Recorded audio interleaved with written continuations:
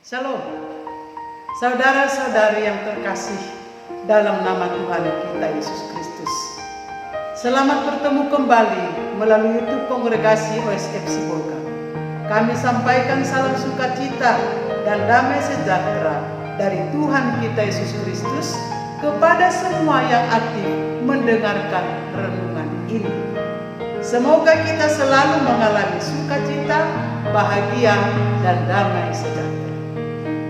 Pada hari Minggu biasa kelima dalam liturgi, umat Allah merenungkan Injil Markus bab 1 ayat 29 sampai ayat 39, yaitu tentang Yesus menyembuhkan ibu mertua Petrus dan orang-orang lain.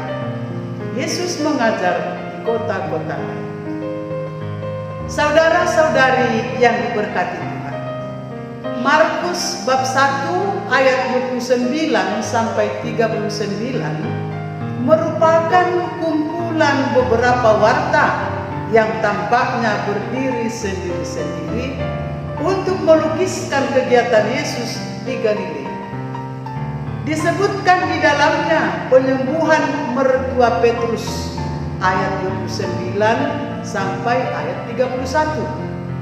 Penyembuhan orang banyak ayat 32 sampai 34. Kemudian pembicaraan dengan para muridnya ayat 35 sampai 38. Dan warta tentang pengajaran Yesus dan karyanya mengusir roh jahat di Galilea ayat 39. Seluruh kumpulan itu ditampilkan untuk menggambarkan karya Yesus yang berhasil di Galilea.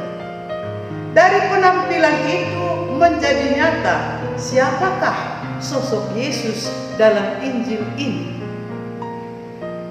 Saudara-saudari yang diberkati Tuhan, pokok-pokok pewartaan melalui perikop ini adalah digambarkan bagaimana Yesus menghadapi mertua Simon Petrus yang sakit. Kunjungan Yesus ini menjadi alasan bagi penginjil untuk menampilkan Yesus sebagai penyembuh dan pembangun kehidupan baru. Sang mertua Petrus lalu melayani Yesus dan murid-muridnya. Dua hal yang ditegaskan oleh penginjil, yaitu bahwa karya Yesus memang mujarab dan bahwa karya itu dilakukan sekitar Sabat untuk memperbaharui kehidupan Adam. Sabat untuk menyucikan manusia, bukan sekedar saat libur. Spontan sekali reaksi orang yang melihat Yesus dan mendengar berita itu.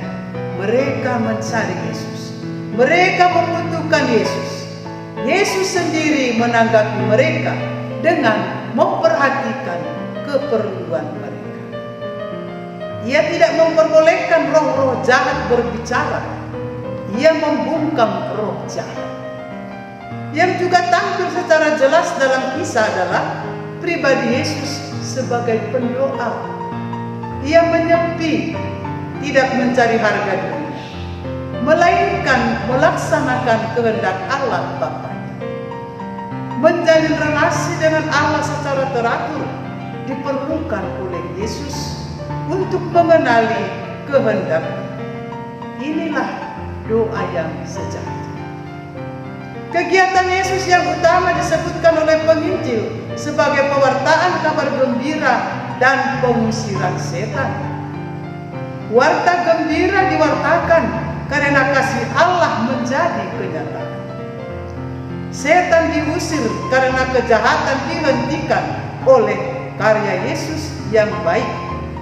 Inilah keputusan bagi orang beriman pada saat ini. Saudara-saudari yang diberkati oleh Tuhan, Yesus menghadirkan kerajaan Allah dengan menyembuhkan banyak orang yang menderita bermacam-macam penyakit dan mengusir banyak setan. Hari ini pun Yesus datang menemui kita untuk membebaskan kita dari berbagai derita dan penyakit, serta mengusir setan. Karena itu datanglah kepada Yesus, maka kamu akan memperoleh kesembuhan jasmani dan rohani, dan akhirnya menjadi manusia seutuhnya, sehat jasmani dan rohani. Amin. Tuhan memberkati. Shalom.